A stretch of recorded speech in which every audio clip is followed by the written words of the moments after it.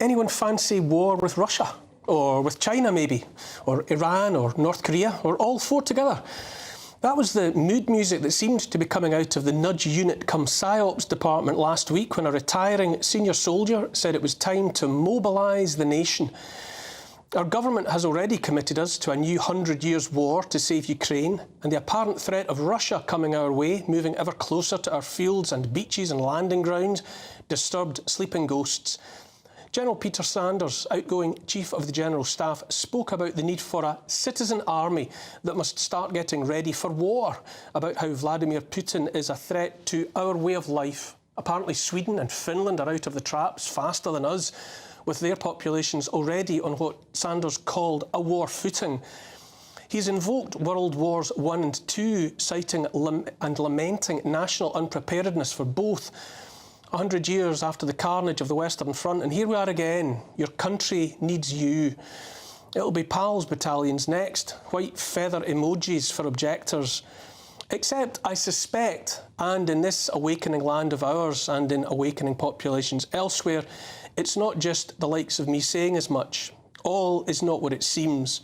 It feels like the latest bid by them upstairs to keep us downstairs perpetually fearful, uncertain and more likely to stop asking questions about other stuff and get back in line. Before you know it, they'll have us digging for victory and putting up Anderson shelters. Except I read last week that growing your own food in the garden's bad for the environment, worse even than farming. Who knew? And the planning department would never let you build an air raid shelter. Downing Street put out a line or two saying the General's remarks, quote, hypothetical scenarios of a future potential conflict, close quote, were not helpful and ruling out plans for conscription. But it all felt a bit good cop, bad cop to me.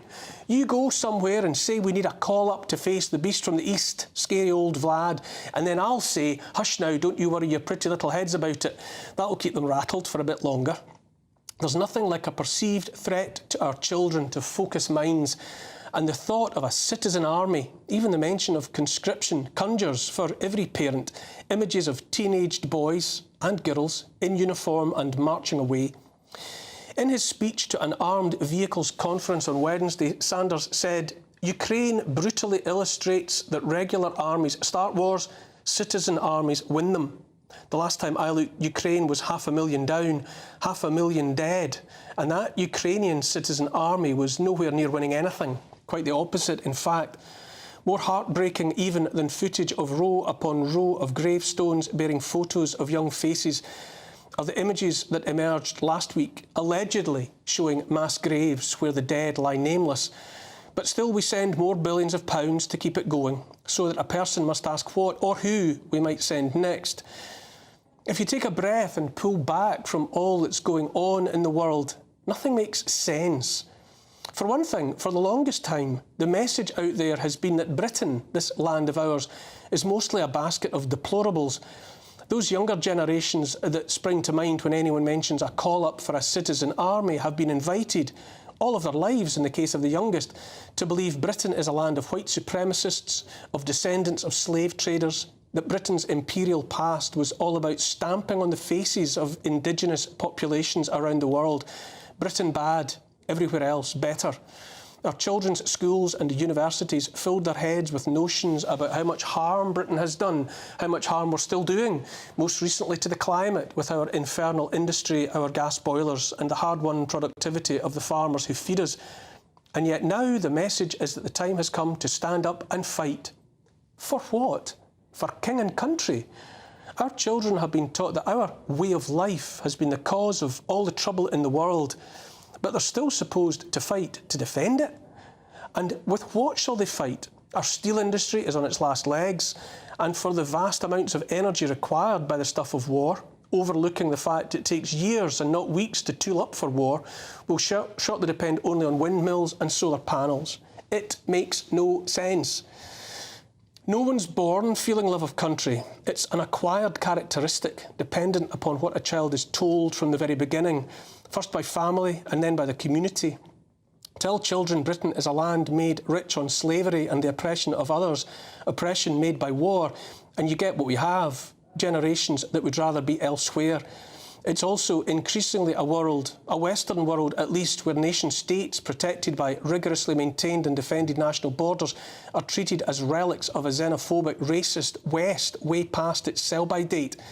And instead of encouraging populations from local to national to feel and then take personal responsibility for making decisions affecting their lives, it's about pushing public-private partnerships and stakeholder capitalism, the ambition of the World Economic Forum, towards a world without borders, where people are rootless and without loyalties to place, where all the decisions that matter are made not by them, but for them in the boardrooms of transnational banks and corporations. We live in a world where our so-called leaders are signing up to decades-long defence contracts when they're not gathering to discuss, that is, pandemic preparedness, where you have CEOs hand in pocket with world leaders making decisions that are nothing to do with national interests, like the well-being of people, and only about profits for themselves and their stakeholders. If we accept all that, then it's a world full of stockpiles and bullets and missiles in want of wars, endless wars that do no more than make space in the warehouses for more of the same, cha-ching, cha-ching, and more warehouses piled high with vials filled with the latest so-called vaccines, awaiting the orders resultant from the next so-called pandemic determined by Bill Gates' World Health Organization. I say don't fear pandemics, at least nowhere near as much as you should fear pandemic preparedness and the loss of liberty and control of your own life that must inevitably ensue. NATO and the governments of the West told us the war in Ukraine was about defending democracy and nothing at all to do with NATO expansion ever closer to Russia, when demonstrably the opposite is true. Democracy be damned, for fear the pesky people might elect populist politicians, God forbid, instead of bought and paid for progressive stooges. And by now, NATO is 1,000 miles closer to Russia than it was at the end of the Cold War, when the West made solemn promises to keep its hands off the East. Modern war is about making money. Round and round and round it goes. Where it stops, in the same old pockets, that's where, and plenty more where that came from. Are you ready? Are your children ready to fight not for freedom, for hearth and home, for kith and kin, but to secure the revenue streams of corporations like BlackRock, Vanguard and State Street? In a global machine of so many mindlessly spinning cogs, our children might be rendered into minced meat. They're burning our money right before our eyes, urinating down our backs while telling us it's raining, while people at home can't afford to heat their homes and the English Channel is no obstacle but a bridge. Thousands of people are on the move in our direction, many from those countries we've been busy dropping bombs on for decades, many of those incomers of unknown identity and intent. I'm all for efforts to defend our country, but in many ways that effort is like the maintenance of a house. Before adding to it, contemplating extensions and better Wi-Fi, the job starts with making the structure wind and watertight, and for years our house has leaked like the proverbial sieve. Now one of our most senior soldiers says we need more soldiers when we don't even look after those we have. Our government has no respect for veterans. That's true here and in the United States of America. Newcomers to the UK are housed in 4-star hotels, and many of them in accommodation built for our fighting men and women, while countless numbers of our veterans, many struggling with all the consequences of military service, wounds, physical and mental, PTSD, are homeless and ignored on the streets they gave so much to defend. Across the pond, the southern border is non-existent. Millions are bussed into states already groaning under the weight of new arrivals. Whole new towns are being built to house them. The Democrats say it's democracy itself that's on the ballot in the United States, but much like the democracy we're all supposedly fighting for in Ukraine, back home those Democrats are doing their very best to strike their strongest opponent off the ballot altogether, if not to throw him in jail. Try explaining that kind of democracy to the 70-odd million Americans who voted for Donald J. Trump last time, and those who've already given him their landslide backing in Iowa and New Hampshire. But with Trump having already won primaries there, what on earth will his opponents do next? Here's the thing. Ours is now a land led by those with no respect for place, for the past. Quite the opposite. They've no respect or concern for life either, anti-human as their agenda plainly is. It's all blatantly displayed in the lessons taught to our children. It's there in the shaming disregard for the well-being of those who have already stood up to don the uniform and fight for country. back to where I began. I don't believe for a minute our leaders have conscription in mind, not yet at least, but I firmly believe the objective is to keep the population on edge, constantly anxious about what's coming next. It's plain to see they've arrived at what they think is a winning formula. Fear of disease, engineered shortage of money, deliberate shortage of reliable, affordable energy, existential fear of the end of the world and wars without end. The antidote to the fear is knowledge.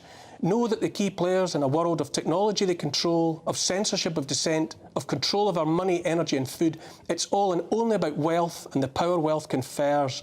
And the most lucrative game any of them can think of is war. The only war worth fighting now is the war we must all fight against the fear and those who sell it.